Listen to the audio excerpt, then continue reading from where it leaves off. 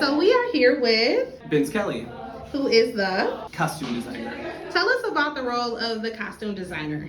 to take the script and the director's vision for the show and put all of that together in a visual medium. And you can tell a story just by with what the characters are wearing. You know, like when you eat with your eyes first. And before you even hear a character speak or tell their story, you see them. So their costume, what they're wearing on their body, can tell you so much about the character before they even open their mouths. So with Alice in the New Wonderful, what role, if you will, does the costume design play in transporting the audience into the world of Alice? Absolutely. So Alice in the New Wonderful is a fun and new take on Alice in Wonderland, which is a story most people are familiar with. And we know that Alice experiences two different worlds. Her life at home with her mother and her family, and, you know, all based in reality. And then she has this fantastic other world that she goes to that's full of color and wild characters, and Alice is able to learn so much about herself going to this new world. So for our show, Alice in the New Wonderful, we also have to create two different worlds for Alice to live in. She has her school friends and her parents and her teachers and people at school that are based in reality, and maybe show not so bright and vibrant way that Alice has to live her everyday life.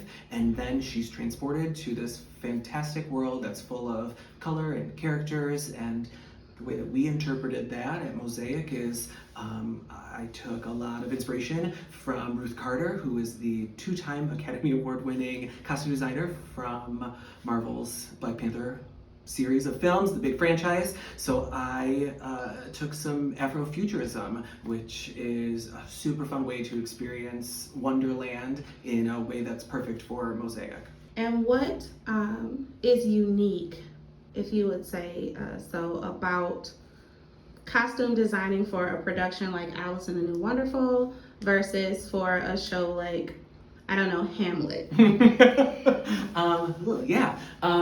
Yeah, well, Alice in the New Wonderful is being built from the ground up. So we're working with the author. It's the first time that this piece is ever produced, so we're gonna set the tone for whatever happens with this piece, in the future. So I think it's super cool to get to experience something that hasn't been done before. It's not like I can go to my computer and start my research and say, Alice in the New Wonderful, what does that look like? We're kind of creating the world.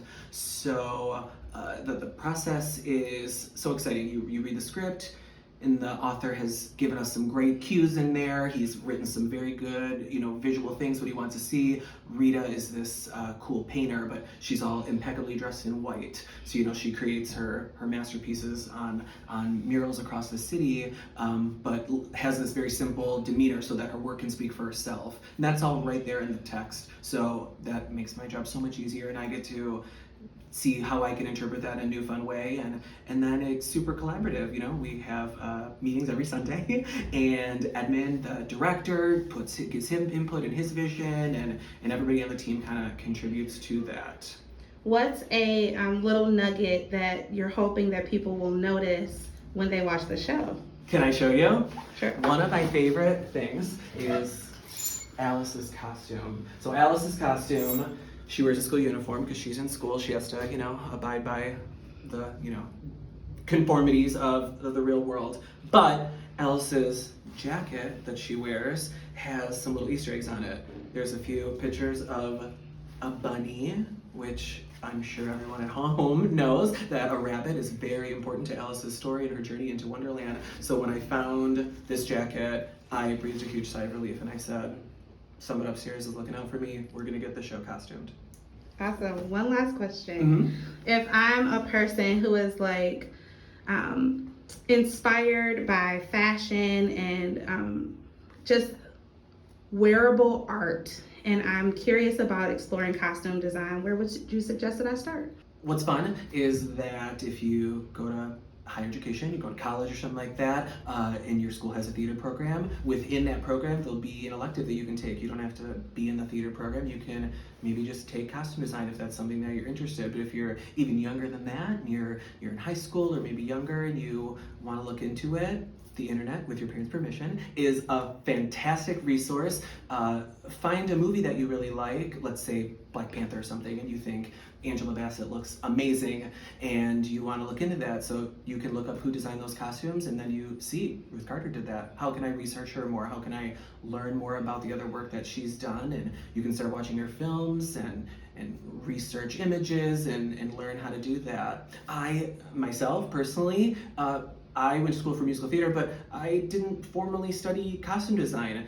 I was in, I worked at H&M of all places, and that kind of inspired my interest in fashion and building clothes and putting things together. So it's a fun, informal way to do things. You can go ahead, get a costume design degree, which is so wonderful and beautiful, but if you're just sitting at home and you're like, I love clothes, I love fashion, you're a costume designer. Every day when you walk out of the house, it's a show, you're the star, you design what you're gonna wear, that means you're a costume designer. So start there, start telling your friends what to wear, be nice, and yeah, go from there.